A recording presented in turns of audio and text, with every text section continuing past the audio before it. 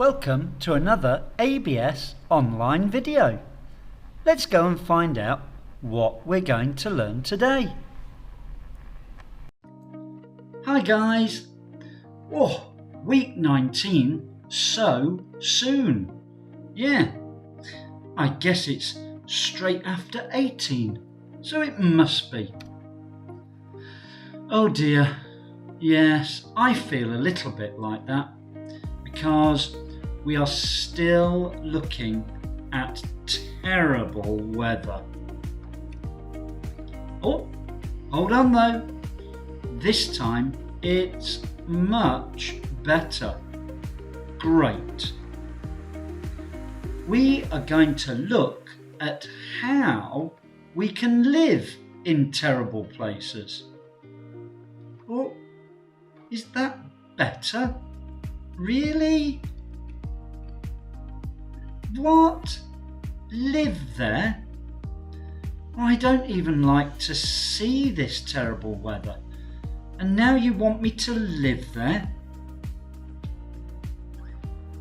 I know it sounds really bad, but let's see how people do it. So, people live everywhere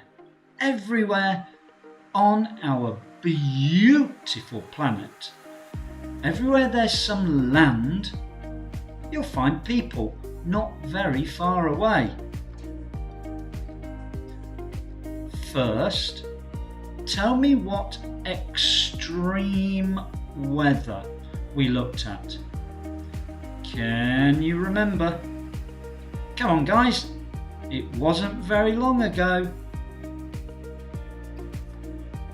We looked at three different extreme weathers. We looked at snow. After that came rain. And the last one we looked at was wind. Which one do you think would be the worst place to live? What do you think? Oh, now don't forget the similes. They were great. Rain. It was like a wall of rain. Was it a wall? No. Was it like a wall? Well, I guess so. It helps you visualize. It helps you put a picture in your head. Similes were fun. Did you make any yourself?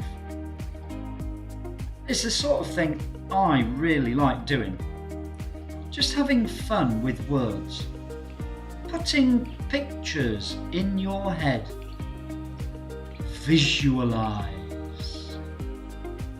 It was like a wall of rain. Oh dear. Okay, let's get cold again. Right. Why? That's what I would ask. Why? Why do people live in the coldest places? There are so many beautiful places to live. Why would you choose to live in the coldest places? And how? How can people live in the coldest places? I think you've got to ask why first, and then if you really have to, then I guess you've got to find out how. Why? Good question. There are two reasons. I guess two main reasons. There are probably lots more, but there are two main reasons. The first is science. Yes, these super cold places. What's there? What's there? And also, how is it changing? And another reason is that in these super cold places, the air is a little bit different, and we can see so many stars. So I guess there are lots of scientific reasons to live down there. The other is food. People will always try and find a new place to get a new food. And if they find the food, that's always a good reason to stay. But, well, I have to be honest, for me, neither of those reasons are good enough. We also have some grammar. Oh dear. Right, and this week it's actually real grammar. We are going to look for the complete subject. You're going to hear that term a lot, actually. The complete subject. What is that? Well, slow down. We should start with the simple subject. Simple subject. This is just the noun that the sentence is about. Doesn't always have to be a noun, but it usually is. And it's just a single word, or it could be a compound noun, which is two words to describe one thing. But that's not what we're talking about. The noun is the simple subject. Oh dear, that sounds quite complicated, but don't worry. Here is an example, and it will become really clear. The blue monster is hungry. Now that sentence, 5 words, but it's about a monster. Monster. Not the, not blue, not is, not hungry. Just monster. Monster is the noun. So that is the simple subject. It's what the whole sentence is about. Right, now the complete subject. The complete subject is all the words associated with the subject. It includes articles and adjectives. It can include other words as well, but we are just going to look at articles and adjectives, along with the simple subject. Oh, sounds very difficult again, doesn't it? But don't worry.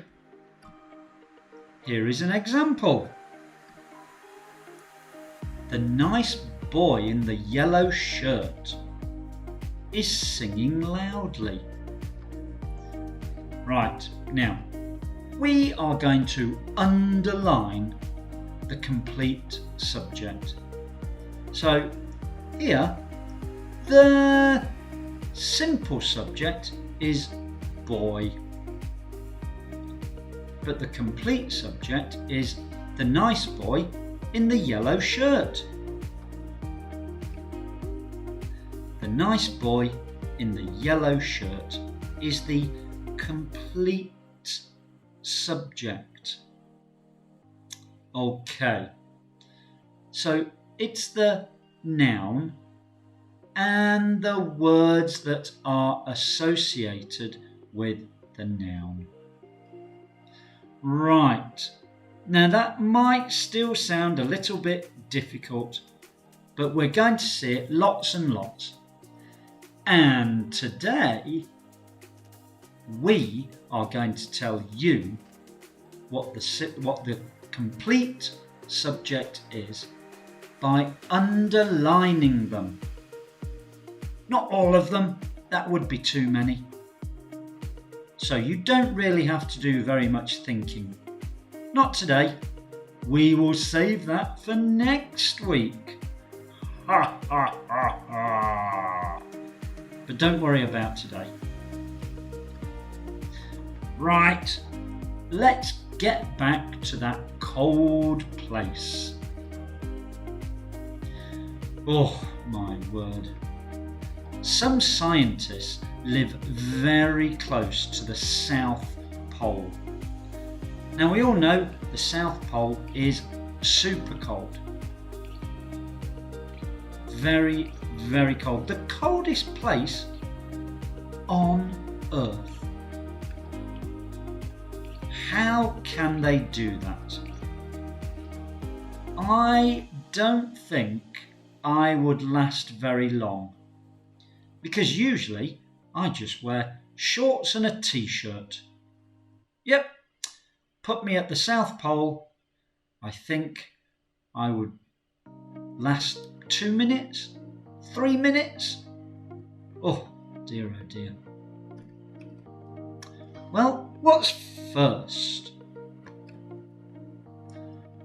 The polar scientists must take a very difficult medical examination. Aha, can you see? Can you see what we've underlined? The polar scientists. That's the complete subject. The simple subject would be scientists. But we've got an article, the. And then we've got polar. It's an adjective that describes the scientists. So, the polar scientists.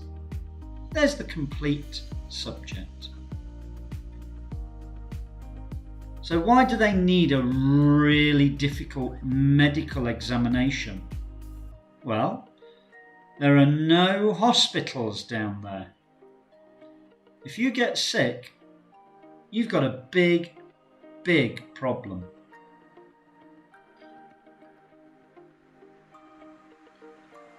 They must get ready. Yes. It's not the sort of place you can just go to for a day trip. Thick clothes with many layers are needed at all times. Can you see the line? The simple subject would be clothes. The complete subject, thick clothes with many layers.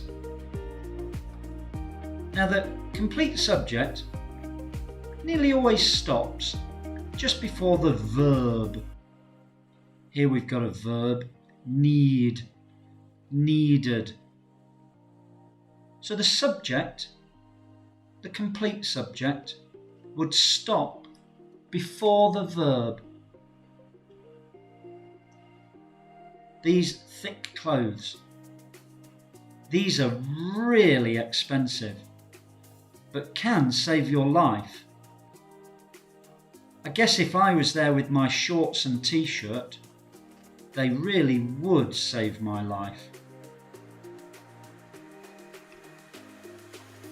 Okay, so do they sleep in tents? Well, that would be terrible. That really, really, really would. Also, that tent doesn't look very strong, does it?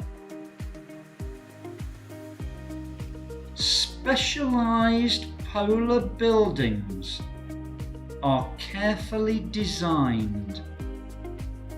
Now there's no line here, but can you guess, or can you think, what is the complete subject? Well, it's going to be specialized polar buildings. Okay. So the noun there is just buildings.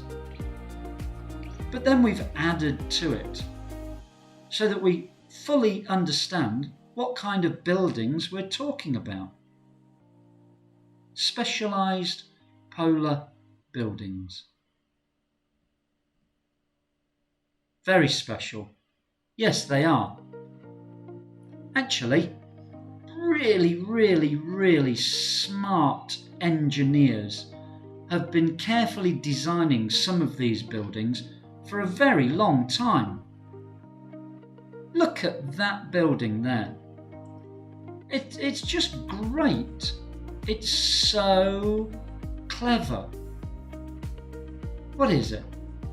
Well, the plain wing shaped buildings are designed to make sure snow drifts don't bury them. It's quite windy down there near the South Pole. And do you remember a snowdrift? It's when the wind blows snow up against something like a wall or a house. You really don't want that happening. You don't want to get trapped there. So, engineers have designed this building like a plane wing. There's the complete subject. The plain wing shaped buildings. There we are. Simple subject, building, the plain wing shaped. That's an article and some adjectives as well to make it a complete subject. They are also on legs to allow them to be raised when the snow gets deep. It's so cold down there, the snow never really melts. It just gets deeper and deeper. So, sometimes, not very often, the legs that we can see there in the picture, the scientists and the engineers can make them longer, and the whole building moves up above the new snow. Very smart engineers. That's a hard life. It is. It really is. It is a hard but rewarding life. So, where is the simple subject? Life. The complete subject, it is a hard but rewarding life that scientists love. Some scientists go there every year and they stay very far away from their families because their life is so rewarding. Now, let's think about people that live in the cold all their lives. The scientists, well, usually they are there in the polar summer, when it's not super cold, it's just really cold. But then, in the polar winter, they usually go home, somewhere nice and warm and dry. But some people, they live in very cold places all their lives. Oh, I don't even like thinking about it. Yes, what? Why? Well, we sort of gave you the answer a little bit earlier. Can you remember? We just used one word earlier. We said food. Food. Anywhere that people go, they've got to be able to get food.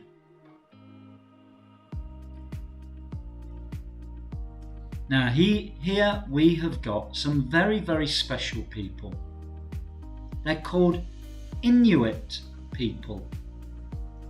And Inuit is just a group of people. It's not a nationality like American or British or Chinese, but it's a really large group of people. The Inuit people live all across northern Canada and also some parts of Northern America as well.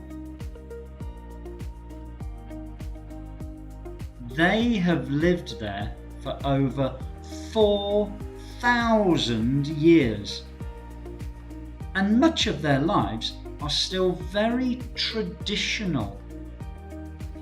They do things now almost the same as they did 4,000 years ago. And who knows, maybe they've been there even longer. But why? Yeah. Food. Yes, food. That's why people go to new places. Maybe some bad people have chased them off their old land. But wherever they settle, they've got to have food. No food and they'll just die. So, any place people settle, they must be able to get food. Inuit people have quite different food. Let's read. Food such as seal, fish and caribou can be found if you know where to look. Now don't forget, these Inuit people, they have been living there for a very long time. So they know where the animals will be, and more importantly, when they will be there. And there's the complete subject again. It is a very healthy diet. Very different from what we eat, but very healthy. It doesn't sound very yummy, no. And listen to this. The meat is eaten raw. It is easy to store and lasts a long time. Raw. That means they do not cook the meat. It's like they just take it from the animal and put it straight in their mouths. That just sounds bad. But the Inuit people have been doing this for a long time. An Inuit with a fridge will never be seen. No, it's cold enough, isn't it? So there's another complete subject. An Inuit with a fridge. Let's go for a ride. Yes, let's get in our nice warm car. Yes. Oh, no, not a car. No. A sled with a team of dogs is the best way to travel. A sled? Right, okay. I've used a sled when I was quite young, but it didn't have any dogs. We just used it to go down a hill.